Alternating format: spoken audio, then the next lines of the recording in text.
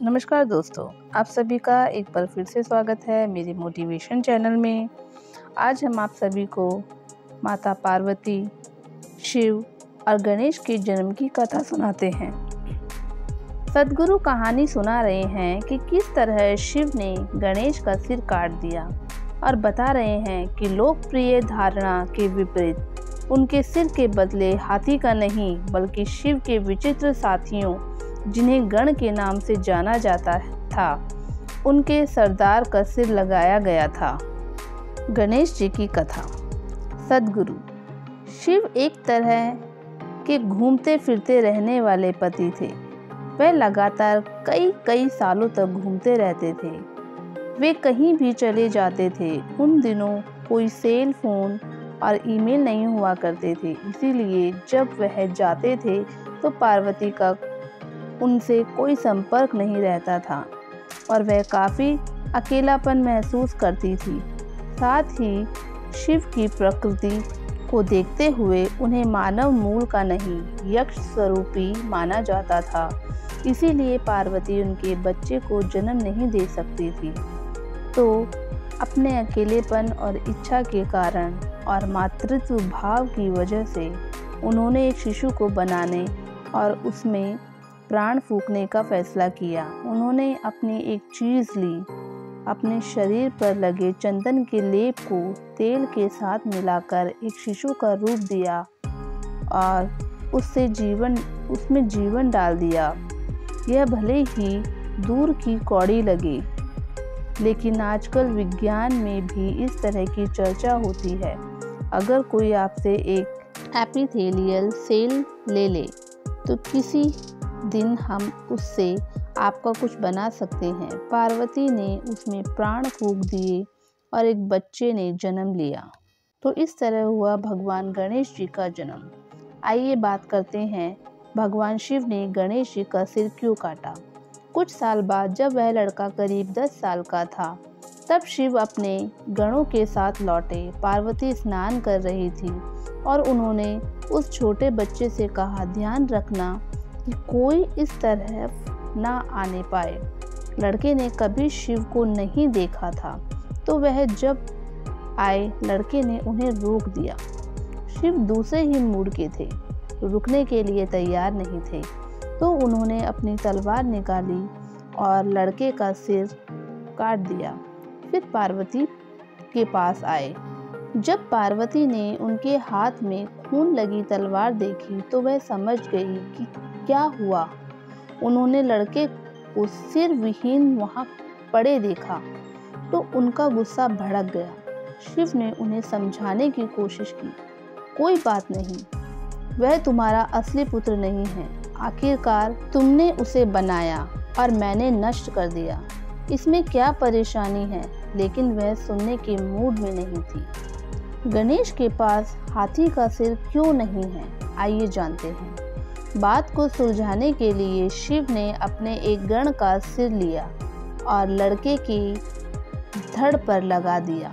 गणेश चतुर्थी वह दिन होता है जब उनके सिर को दोबारा लगाया गया था।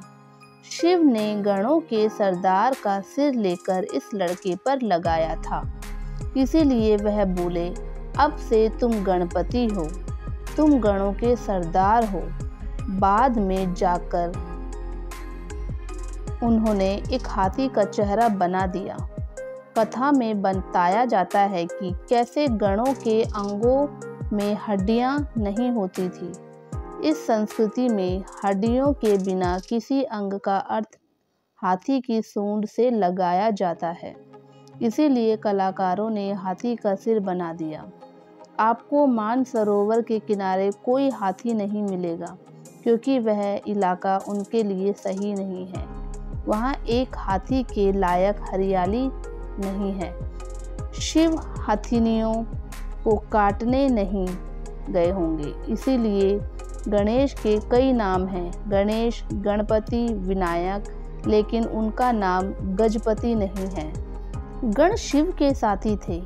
हम नहीं जानते कि वे कहाँ से आए थे, लेकिन आमतौर पर कहानियों में उन्हें ऐसे प्राणियों के रूप में दिखाया जाता है जो इस लोक के नहीं थे। उस जीवन की बनावट इस जीवन से बहुत अलग है जिसे हम जानते हैं।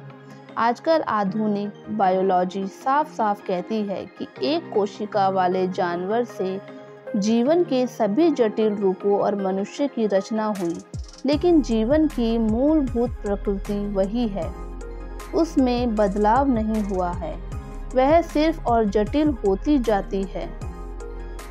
लेकिन गणों के जीवन की बनावट हमारे जैसी नहीं थी। वे धरती पर नहीं बने थे और उनके अंग बिना हड्डियों के थे। अगर आप अपने शरीर को अलग अलग तरीके से इस्तेमाल करना चाहें, अगर आप आसन करते हैं तो आप सोचते हैं कि काश आपके शरीर में हड्डियां ना होती। मैंने 11 साल की उम्र में से योग करना शुरू कर दिया था, इसीलिए जब मैंने 25 की उम्र में ठहराया तो लोगों ने मुझे देखकर कहा, अरे तुम्हारे शरीर में तो हड्डियां ही नहीं हैं, तुम हड्डी रहित हो। यह हर योगी सपना होता है कि एक दिन उसके अंगों में हड्डियां नहीं होगी ताकि वह जो चाहे आसन कर सके। गोल मटोल विद्वान। हजारों सालों से गणेश चतुर्थी मनाई जा रही है और गणपति सबसे लोकप्रिय और भारत में सबसे ज़्यादा बाहर जाने वाले देवता बन गए हैं। वह बहुत लचीले हैं, वह कई रूपों और मुद्राएं अपना सकते हैं। वह शिक्षा के देवता भी हैं। वह एक बड़े विद्वान थे। गणपति को हमेशा एक किताब और कमल के साथ दिखाया जाता है जो उनकी विद्वता को दर्शाता है। उनकी विद्वता और बुद्धि आम इंसानों की क्षमता से परे थी और उन्हें भोजन बहुत पसंद था। आमतौर पर अगर किसी को विद्वान दिखाना है तो वह दुबला पतला होना पसंद करता है, लेकिन यह खाते पीते गोल मटोल विद्वान थे। इस दिन आमतौर पर लोग मानते हैं कि आपको बस अच्छा खाना चाहिए। लोगों ने सिर्फ उनका मोटा पेट देखा, लेकिन नए सिर में उससे बड़े दिमाग को नज़रअंदाज कर दिया। वह सबसे महत्वपूर्ण है।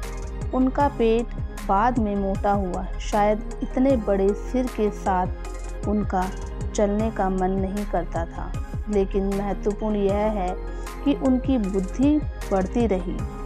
तो यह दिन सिर्फ खाने का नहीं, इस दिन आपको अपनी बुद्धि को बढ़ाना चाहिए, पेट को नहीं। सभी योग अभ्यास एक तरह से इसी बारे में है कि आपको आपकी बुद्धि को एक जगह अटका हुआ नहीं होना चाहिए। ऐसे हजारों उदाहरण हैं जहां लोगों ने सरल आध्यात्मिक अभ्यासों से कई अलग अलग रूपों में अपनी बुद्धि को बढ़ाया। चिंता मत कीजिए, आपकी सूंड नहीं निकल आएगी, लेकिन आप बुद्धि को और बढ़ाने की कोशिश कर सकते हैं। आइए जानते हैं गणेश चतुर्थी का महत्व। मानवता ने हमेशा अच्छे लोग पैदा करने की दिशा में काम करने की बड़ी गलती की है। हमें अच्छे लोगों की ज़रूरत नहीं है, हमें समझदार लोगों की ज़रूरत है। अगर आपके पास समझदारी है तो आप सही चीज़ करेंगे। लोग मूर्खतापूर्ण चीज़ें इसीलिए करते हैं क्योंकि उनके पास समझदारी नहीं होती। चालाकी कोई बुद्धिमानी नहीं है। बुद्धिमानी का मतलब चतुर होना नहीं है। अगर आप वाकई बुद्धिमान हैं तो आप 100% अस्तित्व का तालमेल में होंगे, क्योंकि बुद्धिमान होने का कोई दूसरा तरीका नहीं है। बुद्धिमानी का चिन्ह यह है कि आप अपने आसपास की हर चीज़ के साथ पूरी तरह तालमेल में हैं।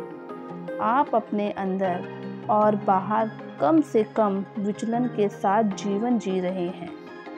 गणेश चतुर्थी कम से कम अपनी बुद्धिमानी को बढ़ाने की कोशिश शुरू करने का दिन है। अगर आप सुबह में आसन करते हुए बिना हड्डियों के हाथ पैरों के लिए मेहनत करें तो ऐसा हो सकता है।